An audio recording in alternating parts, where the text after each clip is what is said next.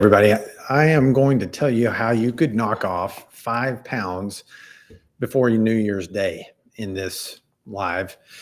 So, before I get into that, I want to tell you this little story about someone that I used to work with. I won't name names, but I had been talking to this person. They were carrying some extra weight and she was wanting to lose some weight, obviously, and I had given her a recommendation, a couple of recommendations. And then I added to that a little supplement system for her to try.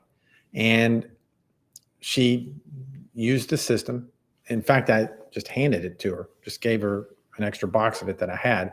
She came back to me a week later and she gave me the rest of it back. She said she wouldn't use it. And I said, well, why not?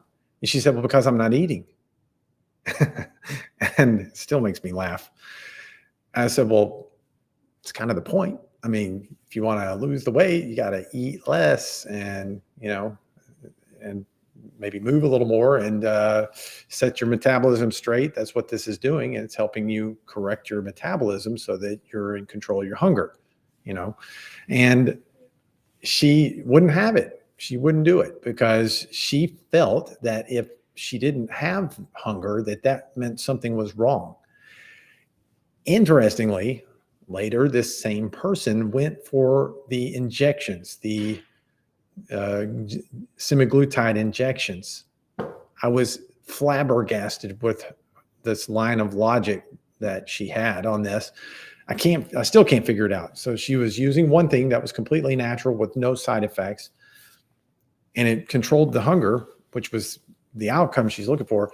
But and I think in her mind, thought that she needed that. First of all, not being hungry made her sick. That was a sign of being sick. But secondly, and I have no idea what she thought when she got injected with GLP-1s. But secondly, I think she had this idea that the GLP-1s were somehow dissolving her fat, like it was a dissolving action. Either way, that's what happened. And so, how do you actually, lose weight in a healthy way? If I told you what you need to know in order to eat right, you probably would not have an aha moment. If I said, well, you probably shouldn't be eating much in the way of sugar. Is anybody that's listening to me right now going, oh, really? Sugar is a problem? I didn't know that. So yeah, sugar is a problem.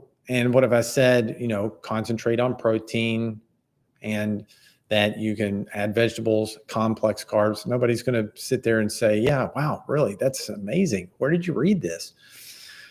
The problem with doing that is your brain, if you have been eating in a bad way and you've become insulin resistant as a consequence of that, it makes your brain just crave sugar or processed carbohydrates.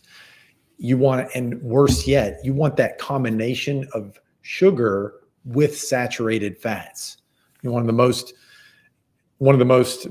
damaging in this regard would be a donut.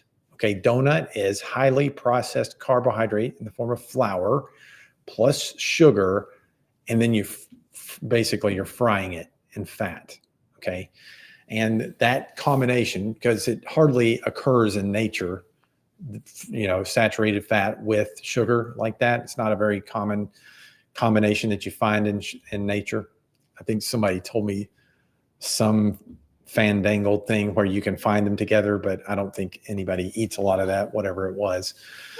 That said, eating a lot of that combination is a 1-2 punch to your metabolism. It only takes about 6 weeks for you of you eating poorly for you to become insulin resistant.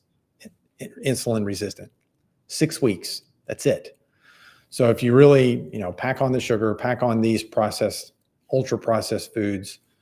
And so imagine if somebody's listening and knows they haven't been eating exactly stellar for a long time, it may be well longer than 6 weeks that you've been eating poorly, right?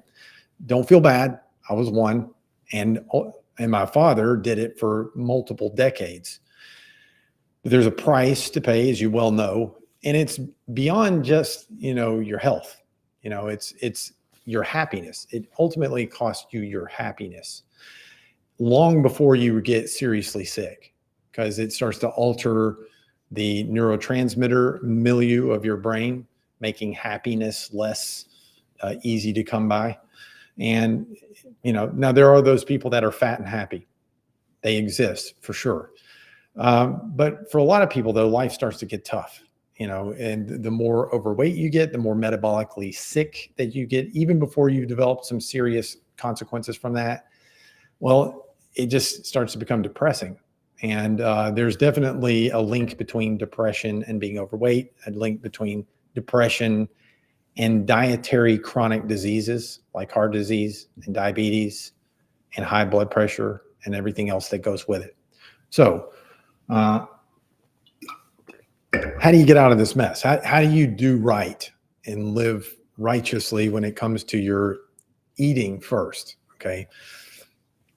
And by the way, the reason you don't feel like exercising right now is because, well, if your metabolic health is bad, well, you're just tired. It starves your brain of energy. Even though you're taking in tons of calories, your brain has no energy production. So you just feel tired. You don't feel like working out when it's like that. So of course you don't work out and you beat yourself up and feel guilty because you don't feel like doing it ever. But if you can fix the metabolism first, that energy comes back, that clarity mind comes back, and suddenly you feel like maybe I could do a little walk after dinner for 15 minutes. Maybe I could do even a little bit more than that after a few weeks, and it begins to grow.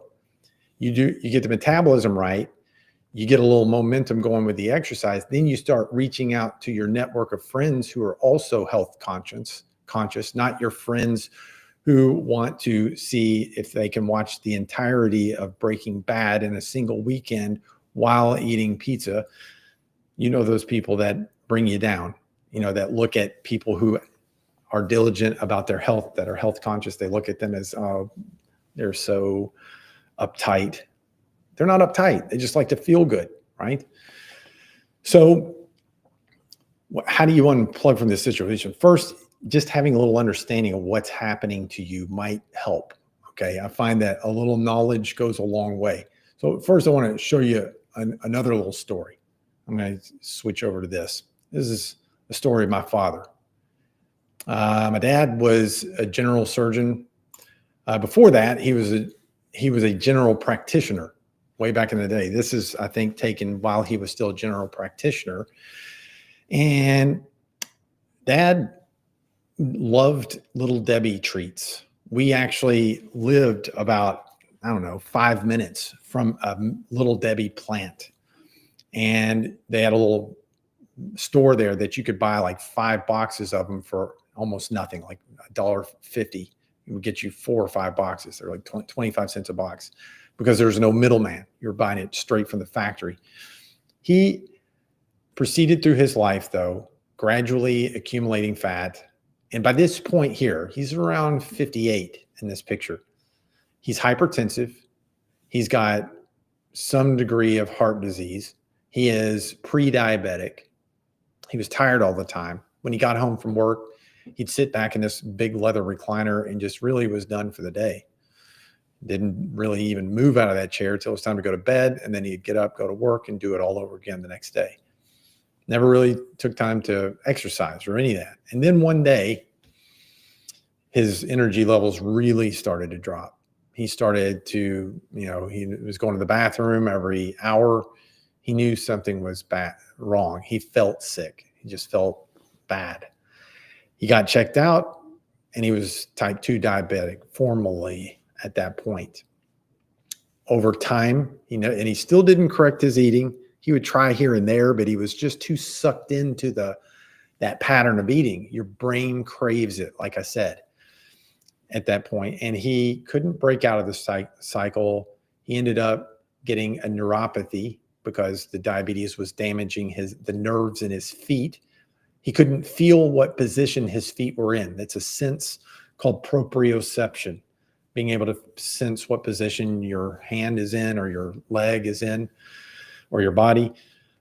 And if the lights went out, he'd fall down. If he didn't have visual feedback to know where his feet were, then he would fall. And so he was pretty much becoming helpless at that point. And then He started getting a cardiomyopathy. It started getting toxic to his heart. He started falling asleep every few minutes. If you put him in a chair and he sat there for a minute, he'd drift off to sleep. Of course, he was still having to go to the bathroom, pee every hour. And life just started getting hard. And eventually he developed an ulcer on his foot that got infected. It wouldn't heal. It went on for a long time. And then he had a big cardiac event, and that was end at age 74. His last 10 years were not happy. They were miserable in many ways. And it doesn't have to be like that. You can go out on your feet like my grandfather did in his garden, standing up, working, happy too, happier because he was able, but he was raised in a different age and a different time. There was no Little Debbie snack cake factory within 5 minutes of his house. He lived out in the hollows in Tennessee, in a place called Wartburg. And so, or I should say he lived in Petros, Tennessee. So he ate totally different. And fortunately for him, it was a different outcome in his life. So you don't want to go down this path if you don't have to. And it's easier than you think to begin to turn it around. But it starts with how you eat. And if you know that you should be eating primarily focusing on protein, then vegetables as well, and then your complex carbohydrates, things like beans or sweet potatoes, the whole grains like quinoa and that sort of thing, or black and red rice, or the whole grain rice is probably a second to the black and red rice. Then you're on the right path. Make sugar a 1 day a week thing. For me, it's on Saturday. Saturday is fatter day, and that's it. So, and I'm sure that none of this is a new revelation to you, but sticking to it, that part, breaking out of what you're doing right now, why it's so hard to adopt fasting, skipping any food for at least 12 hours, or if you're really good at it, 16 hours in a day, and then only eating in an 8-hour window or a 12-hour window rather than kind of all day long.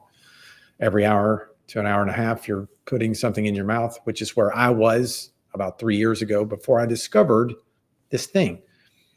I'll get to this thing in just a second, but I want to tell you, why is it that first of all, why do you crave, especially sugar and carbs so much? And why is that, such a trap? Let me find this little graph here that will explain this in a very simple way. It's not in a boring, super scientific way, but this is it right here. So whenever you eat that Little Debbie cake, or you eat that biscuit or that roll at lunch, here's what happens with your blood sugar. It spikes up very high and pretty quick too, in a very short amount of time. Your pancreas will then put out a bunch of insulin. Insulin's like a key that unlocks a door on your cells and it opens the door so that the glucose can go inside that cell. From there, one of two things is going to happen to glucose. It'll either be turned into energy or it's going to be turned into fat if you've already got plenty of energy piled up. That's what happens. So, however, if you're going through this cycle like this, where your blood sugar spikes, so a ton of insulin is having to come out to deal with that, and then that overreaction in the insulin eventually gets to where it's slam dunking your blood sugar, bringing it a little bit below normal. So it's an overshot. In that moment that your blood sugar is below the baseline, you get hungry again. So what do? Of course, you eat again, and you go through this curve again, over and over. This from here to the beginning to here is about 90 minutes. 90 minutes. So you're dosing yourself every hour to 2 hours all day long. Eventually, the effect of that is that your cells become insensitive to the insulin. Let me just show you this. This is a little model. This little video shows you insulin binding to a receptor. And that receptor is then going to turn like a key almost. It's going to change its conformation, and then it's going to bring through a series of reactions. It's going to, please let this work. Well, maybe I don't have maybe it's not going to work for me. Here it will. Okay. So you see that it changed conformation. It's going to bring this door open to the surface of the cell. Now the glucose, that purple stuff, is going to go inside the cell, okay, where it's going to then be turned into either fat or energy, depending on your status at the moment. So the problem with that is that receptor, you have fewer of them if you're insulin resistant. So there's not as many receptors for insulin to have an effect on. So fewer transporters to open and let the glucose in. But secondly, in this process, when that thing changes shape, it starts a cascade of reactions, and those reactions get janky. It's like a rusty lock. It won't turn so easily. And so the sugar just can't get inside as easily. So how does your body compensate? It starts putting out more and more insulin to overcome. This is what your insulin levels will look like over time. They start climbing above the baseline that they should be at. Now, with any hormone, whether it's insulin or thyroid hormone or your sex hormones or any of them, if they start climbing out of range, you start having problems. Whether they're too high or too low, there's a problem. So if your insulin is too high, you're insulin resistant, you eventually become a type 2 diabetic. If your insulin is too low or you're not making insulin, well, then you are a type 1 diabetic. Okay, that's a totally different issue and a totally different set of implications there. But that's the problem. And this is a problem. This isn't just a few people in the US that have this issue. This is like 88% of everybody, man, woman, and child. 88% have some degree of this insulin resistance. Why? Well, because we're in a pretty harsh food environment. It's not because we've just suddenly become so undisciplined or anything like that. An average person will see about 2,500 ads a day that is advertising highly ultra-processed, sugar-laden food every day. So there's a lot of money behind getting you to put stuff in your mouth that you probably is not in your best interest to eat. Let me show you something else. Let me show you how good these people are at getting you to eat stuff. Look at this right here. Bam. Okay. This is an Oreo mini packet. Everything about this package is intentional to get you to eat it. First of all, let's look at the colors. Primary colors, blue, okay? And they're using colors opposite the color wheel for a very dramatic effect. This particular hue of blue is very eye-catching. So is this hue of yellow. And so that's one thing. They make the package shiny for you. Again, kind of stimulating visually. But now look at this here. 6 cookies represented on this. Why didn't they just put 1? It's not a mistake. It's not just artistic interpretation by the marketing person that they hired to put this little package together. It was very intentional why there is exactly 6 cookies on here. And that is because from the research that they put out, and believe me, if you want to see really good research, then look at the food industry's research because they are banking on that research. If you want to look at not so good research, look at the pharmaceutical company research. Yeah, they don't have to bank on that research so much. I mean, they do, but they also have people in the labs that they hire sort of backing them up. And all they have to do is have science that says it's good. But nobody mandates, no doctor prescribes Oreo cookies, okay? They have to have research that is solid to get you to buy it, you know? They need to know how to make it work, and their research is very accurate. So what happens is you've got these 6 cookies because the research shows that you are going to eat more of this if they put 6 cookies on there, period. That's what the research showed. And the more that you will think is in that bag. So it's like a double whammy. You feel like you're getting your money's worth and you're eating more of it. And that's why there's 6 cookies, not 1 or 2 or 3, because it works. It gets them more money. It gets you to eat more. So don't feel bad if you've been out of control of your eating, because there's a very concerted effort to get you to eat things that are not in your best interest to eat. So what I'm going to do now is be a person advocating on your behalf or on your side to show you a way to exit this cycle of being trapped in the insulin resistance, thing. That's actually not the thing that I wanted to show you. Here's all the diseases, by the way, that are connected to insulin resistance. So once you become insulin resistant, you have high insulin levels all the time. This is what high levels of insulin does to you. First, obviously, you get type 2 diabetes.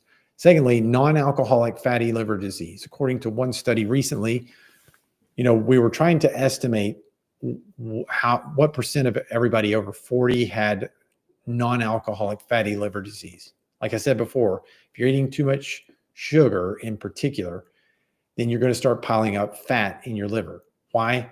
Because half of sugar is glucose, but the other half of sugar is fructose, and all of fructose goes to the liver. Okay. Glucose can go to any cell in your body, your brain, your muscles, whatever. But fructose is almost 100% processed in your liver, 95% processed by your liver. If you're over consuming sugar, you're going to start, and you got an excess of calories, then you're going to be turning that into fat in your liver. So now non-alcoholic fatty liver disease is outpacing alcoholic fatty liver disease by a large margin. So another thing that happens with insulin resistance, high blood pressure. Insulin resistance causes high blood pressure at least 6 different ways. It can raise your aldosterone levels, making you retain more fluid. It knocks out your ability to make nitric oxide, so the blood vessels don't relax, keeping your blood pressure higher. It can cause thickening of the inner wall of your arteries, narrowing the lumen, which then eventually causes an increase in your blood pressure, and multiple other things along the way. Polycystic ovarian syndrome. The fertility clinics, they are definitely not having no lack of customers these days. In fact, they're having an increasing number of customers, people, having difficulties getting pregnant. And a big portion of that is insulin resistance. If you can eliminate the insulin resistance, then you can get pregnant again. In fact, one of the side effects of this system I'm about to show you, I tell people one of the side effects is pregnancy. So weight gain and obesity. So insulin shuts off the enzyme that allows you to start burning fat. Fat it's got like a backbone, and then the fatty acids that come off of it, and you have to cleave those fatty acids in order to use them up as energy. But you can't do that if you have high insulin levels, because it inhibits the enzyme that cleaves off the fatty acids. It's called a hormone sensitive lipase. It goes to sleep with high insulin levels. So you just accumulate fat, you can't burn it. Once the insulin levels drop, then that enzyme becomes active again. Suddenly you're able to start mobilizing your fat stores for energy again. Alzheimer's, they now refer to Alzheimer's as diabetes type 3. It's so closely linked. And I see all these studies and stuff where they're trying to blame it on some kind of infectious disease and whatever. But, if we're looking at the 80-20 rule, the 20% that causes 80% of the problem, here you go, right there. Inflammation and joint pain, a lot of back and knee and elbow, wrist pain, finger pain comes from insulin resistance, because it causes a lot of inflammation in your body. It'll cause the creation of something called superoxides. The way this happens, you've got a little structure inside your cells. It's called the mitochondria. You might have remembered this from 7th grade science. Mitochondria is the powerhouse of the cell. But if you're overloading the mitochondria with too much glucose, eventually it's like piling up a bunch of gasoline or a bunch of oil into an oil refinery. You can't refine the oil and turn it into gasoline. The machinery starts throwing sparks. Those sparks can cause fires. And that's what the inflammation does. Your mitochondria start throwing out these superoxides. Superoxides then start basically lighting your cholesterol on fire, making it toxic to you, making it damaging to your blood vessels. There are people now who are saying, I was listening to Ben Bickman recently, who's a big name in the metabolic health space, and he was talking about looking at all these studies that if your triglycerides are low, which they will be if you're not eating a lot of sugar, okay? Think of the high triglycerides as oils overspill. You're taking in too much sugar and carbs. You're converting it into fat, in part triglycerides. And it's like you've packed a suitcase so full, the clothes start spilling out over the edge. So you're packing your cells with all these triglycerides. They start spilling out into your bloodstream. Now you've got elevated triglycerides. If I want to know if somebody's eating too many carbs, I look at the triglycerides. And if they're high, if they're over 150, then I know that's what's happening. And then the HDL, the so-called good cholesterol, HDL, high density lipoprotein. If it's too low and your triglycerides are high, then you got a problem. But if it's the other way around, if you've got low triglycerides and high HDL, plenty of the good cholesterol, but you still have a high LDL, the so-called bad cholesterol, in that setting, in a person who's getting regular exercise and who's being conscientious about what they eat, maybe not taking in very much in the way of carbohydrates, maybe they've got a carbohydrate restricted diet, or what carbs they do eat are complex carbs and they're eating a normal portion of those and focusing mostly on protein and vegetables.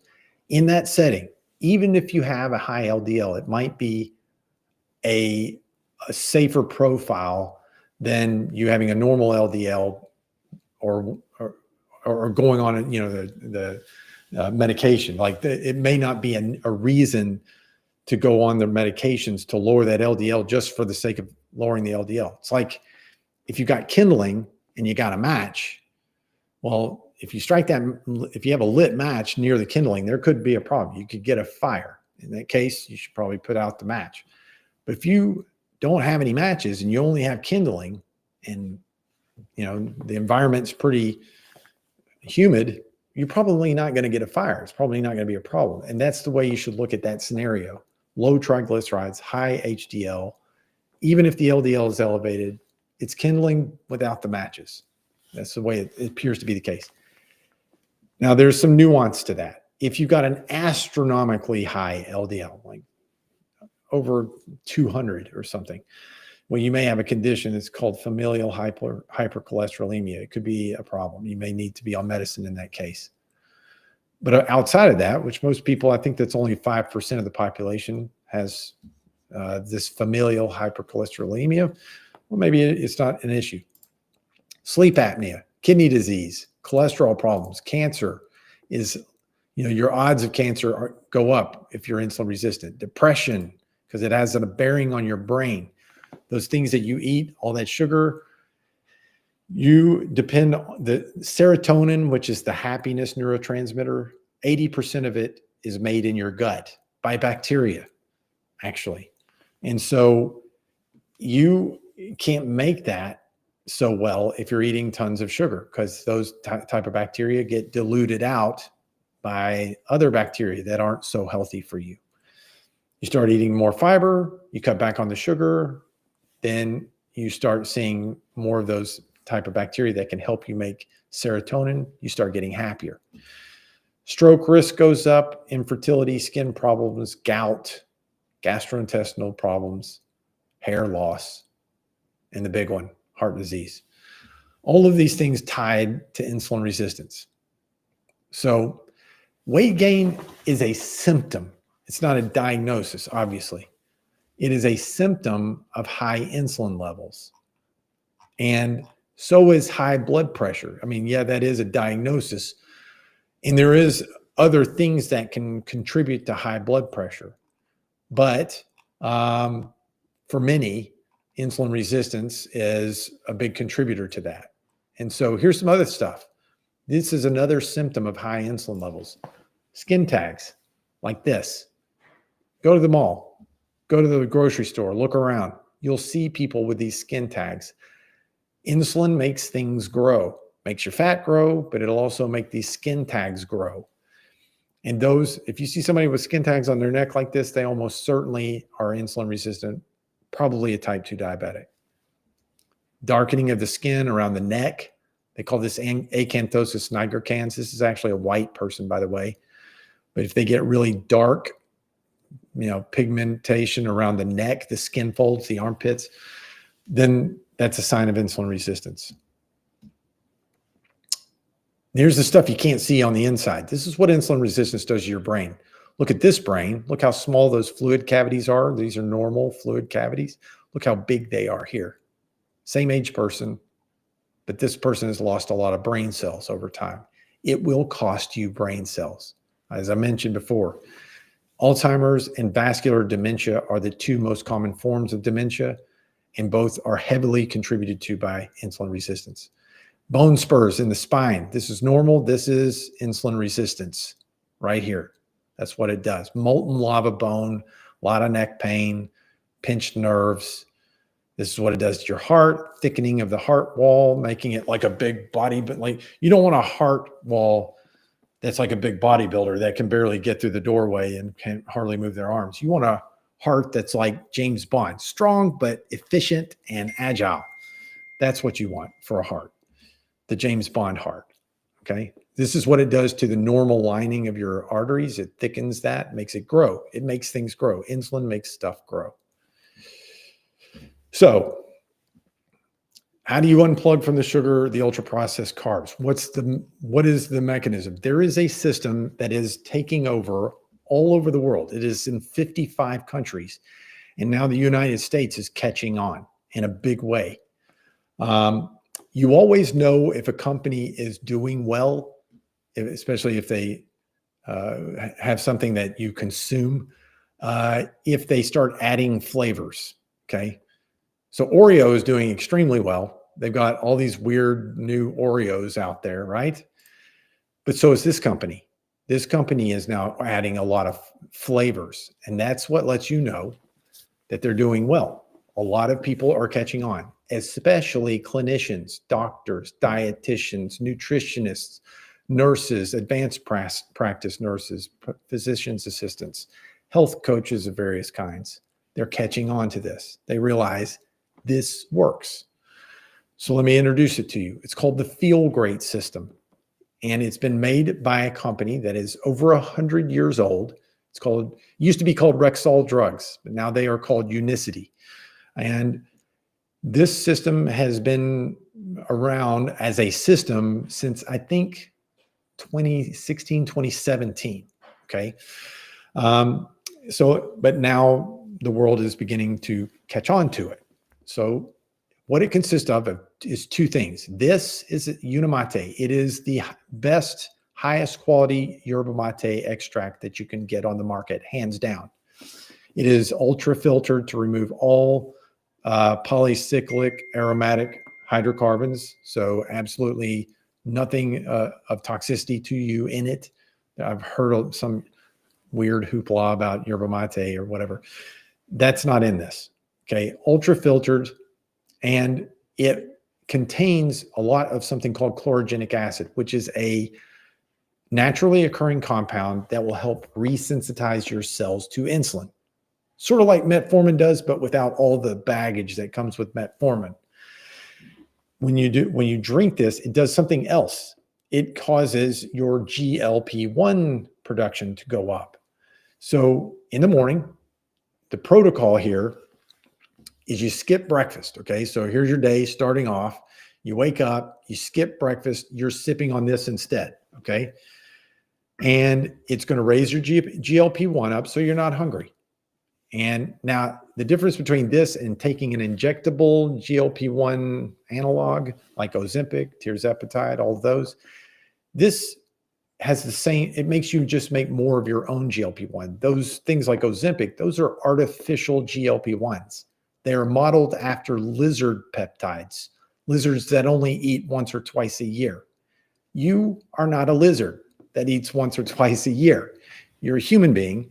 You should eat Ideally, at least every day, or sometimes not eating for a day or two is helpful, but you get the idea. Those drugs are suppressing your GLP-1 2,500 times longer than your body's GLP-1. 4 minutes versus 10,500 minutes. There's this thing in the body. It's a concept called homeostasis. When you shove one system that far, 2,500 times over, then there's going to be a pushback. If you ever come off that drug, having suppressed an entire system of your body that much, one that deals with hunger that much and gut motility, watch out. There will be a tidal wave coming back at you. Okay. So what it does, it's not suppressing GLP-1, it's suppressing leptin output. Ghrelin. It's suppressing ghrelin, which is the peptide that makes you hungry. So when your GLP-1 goes up, ghrelin is what goes down so that you don't feel hungry. And you're suppressing it 2,500 times longer than you should during that time frame when you inject those drugs. Am I saying that that no one should ever take them? No, I'm not. They have their utility for certain people. In my opinion, they are for diabetics only. For the person looking to lose 20, 30 pounds, absolutely not. No way. There's no way I don't feel that the risk-benefit ratio is justified in that. So I get a lot of criticism for that, but I'm not the only doctor saying that. Dr. Jason Fung, author of the Obesity Code. I just met him 2 weeks ago in Orlando. I had a chance to speak with him about GLP-1s. He's of the same mind. He feels that GLP-1 medicines have their utility with resistant diabetics, non-compliant. You can't get them to eat any other way. These are the people that you put them on the GLP-1s and they're still eating Fruit Loops for dinner. They may not eat all day long, but when they do eat, it's Fruit Loops. Okay, that's who that is for. That's the prototype of person. For most of us, we can get ourselves together if we can get something that'll just control the hunger a little bit more. You can make better decisions at the cafeteria. If you have one at work at the hospital, we have a cafeteria. I can make better decisions there. But before, I'd see all that, the chocolate chip cookies. I would see the mac and cheese. I would see all the crap that I shouldn't be eating. I'd go straight for that. I was famished at lunchtime, even though I'd had breakfast. And usually breakfast was like 5 Entman's brownie bites. So I was just giving myself the 1-2 punch. I get on this system, sipping this tea. I skip breakfast. I'm not white knuckling it until lunchtime. Then I can skip the mac and cheese. I can go with the healthier choice of meat, the vegetables, maybe some beans. That's it. Walk right past the chocolate chip cookies and then watch those pounds fall off. Watch my blood pressure come back to normal. Watch my triglycerides go below 100. Watch my HDL climb and all the other good things. The CRP gets better. And all of those labs that we think about with regard to the health got better. My brain started working better. I had more cognitive flexibility, more cognitive stamina. I got to where I was outworking, surgeons that were 15 years younger than me. That's what happened with this system. So that's the Unimate. The other half of it is called Balance. Balance is a collection of I don't know precisely what's in one of these proprietary blends, but it's somewhere between 10 to 14 different plant sources of high-grade soluble fiber. Now, there's fiber supplements, and then there's this, okay? There's Metamucil and Benefiber. Those are essentially, a lot of people refer to them as fake fibers, and they're not very high grade. It's single plant source only. Sure, there's some modest benefit to your cholesterol when you take them, but I've taken a whole mess of Benefiber and Metamucil. It did nothing for my hunger. But this, on the other hand, totally different story. From dose 1, you drink this, and if you don't drink it quickly, it's going to turn into a gel. in the cup. So you want it to drink it while it's still watery. You drink it down. They have it multiple new flavors in this now. Like I said, sign that things are going well. This is taking off. People are catching on. And they've got it in wild berry, which is absolutely delicious. In fact, that's going to be my next order. But they have it in orange too. I like the orange, and some others that are coming. But the bottom line is you drink this and it's going to turn into a gel, taking up space in your stomach for one. So that by itself pushes on mechanoreceptors in your stomach, which feeds back to your brain, telling you your stomach's full, you're not as hungry. The second thing it does is it coats whatever you eat afterwards. So you drink this immediately before your meal.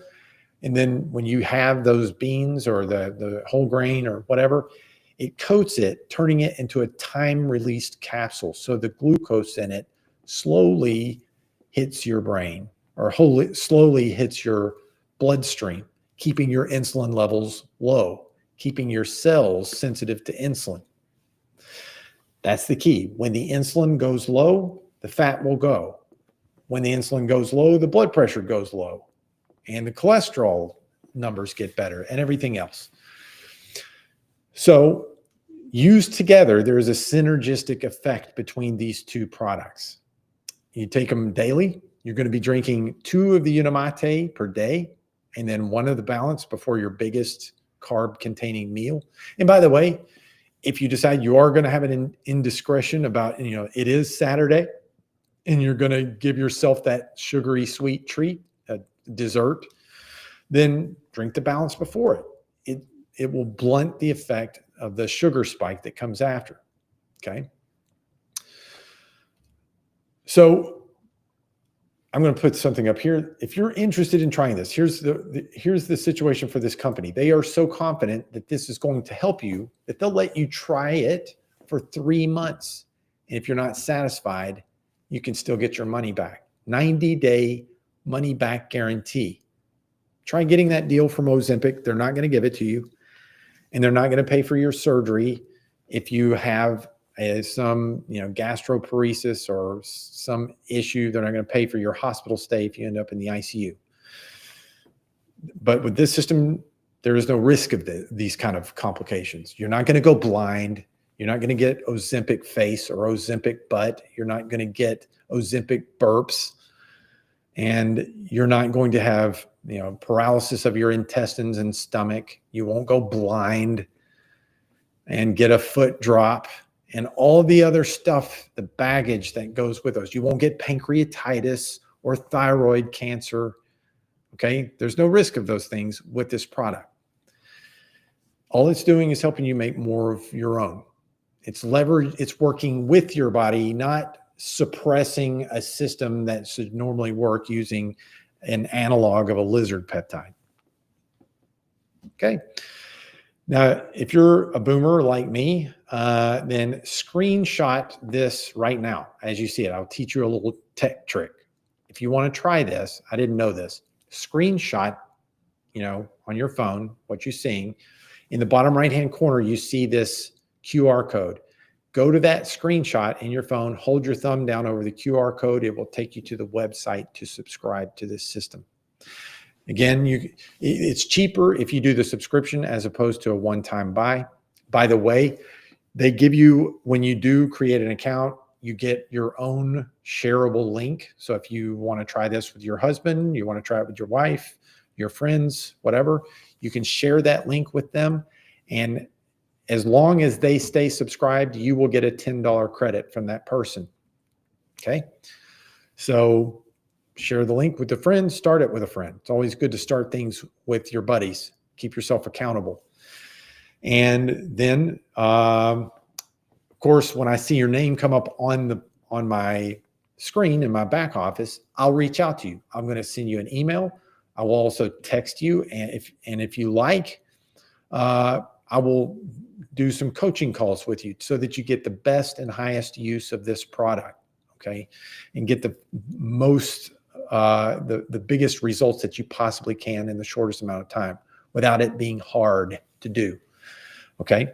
And I'm happy to do that because I truly want you to get what you want out of this, which is to feel better. This is why they call it the Feel Great system. A lot of times medications make us feel bad. Blood pressure medicines make you cough, and Ozempic makes you throw up. And, cholesterol medicines can make your muscles ache. Why go through all that crap if you can just get ahead of the metabolism naturally with a product that doesn't do any of that stuff? It's a metabolic reset. It's not some weird intervention on your body. Okay. So this is, in my opinion, this should be the first line of treatment. This should not be the tertiary care. This isn't the afterthought. This is what, in my opinion, dietitians should be recommending first for their patients with insulin resistance and metabolic syndrome, not Ozempic. I was disgusted to see that my hospital that I was employed by formerly is offering like some special deal to all employees on GLP-1 medications. I think this is not a good idea, this mass use of GLP-1s. I'm totally against it. You may disagree with me on this. Some of you have been on GLP-1s and think they're the greatest things in the world. But that brings me to the story of the yogi and the little boy. So there's a little boy. He's talking to the yogi, the guru, and the little boy, he's told that he's going to get a pony for his birthday by his family. And the boy goes around the village, hey, I'm going to get a pony for my birthday. And the whole village says, isn't that great? They tell that to the guru, and he says, we'll see. And then the little boy gets the pony and he gets on there, and the pony kicks him off and he breaks his leg. And the whole village says to the guru, oh, he broke his leg. Isn't that terrible? And the guru says, we'll see. And then the war starts, and all these young men have to go off to war. And it's a few years later, but the little boy doesn't have to go because he's got this lame leg that he broke because of the pony. So he doesn't have to go to the war. And everybody in the village says, isn't that great? He doesn't have to go to the war. What do you think the guru said? So with Ozempic, it's like this. Yeah, it makes you lose weight fast. So do a lot of other things, like illicit drugs. Methamphetamines and cocaine can make you lose weight fast too. Should we use them for that? I don't know. And I don't think so. I'm just going to make that clear. I don't think you should do that. By the way, disclaimer, this is for educational purposes only, and these are my opinions, and do not change your medications without the advice of your doctor. Okay, there, I've said that. But with that said, I think there's what I do know, having been in medicine for all my life. Basically, my dad was a doctor. I grew up around doctors and hospitals. I've been a doctor a long time. There's an upside and a downside to every pharmaceutical that there is out there. But it seems to be that the things that grow out of the ground are a lot safer for us, the less adulterated that they are when we consume them. And this is a natural system. So, and minimally processed, more of the good stuff that's been extracted from your food that should have been there in the first place, something to help you get control of your metabolism, tone down your brain cravings for sugar and carbs, and something that's going to help you to turn that metabolism around so your body gets straight, lose the excess weight, and help you to get your insulin sensitivity back, helps you to bring the blood pressure down ultimately because of that, and everything else lowers your risk for all of those chronic diseases associated with insulin resistance. Don't wait. Don't be skeptical. That's it's good to be a little skeptical about some things. Otherwise you'd end up broke. But this isn't something to be skeptical about. I'm telling you this based on my personal experience of the last 3 years, and every single person, over 400 people now that I've referred to this system. Every time that somebody is compliant with this protocol, it's the same result. I don't care what the background is, okay? They get the results with this. I've yet to see anyone fail that was compliant with that. Now, compliance is a whole other issue. If you can't get it together to mix this in 15 seconds and drink it every day, well, you probably have other issues in addition to your health. That's how simple it is. Dump it in the water, shake it up, and drink it. I hope you will take heed to what I tell you today. I'll see you tomorrow.